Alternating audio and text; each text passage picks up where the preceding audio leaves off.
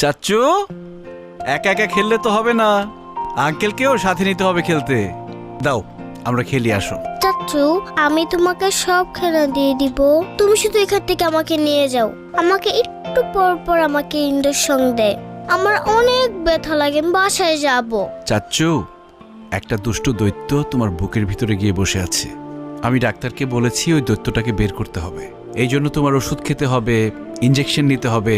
যখন দৈত্যটা বেরিয়ে যাবে তখন আমরা তোমাকে বাসায় নিয়ে যাব, তারপর অনেক খেলনা কিনে দিব, আমরা খেলবো। খেলনা কিনে দিবে তো? আচ্ছা দিও। বাবা না, বাবার কাছে খেলনা ছিল, আমাকে দেয় না।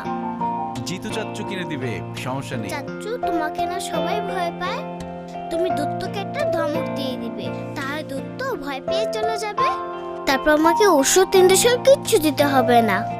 না রে চাচ্চু, দৈত্যকে বের করতে হলে ওষুধ খেতে হবে, ইঞ্জেকশন নিতে হবে।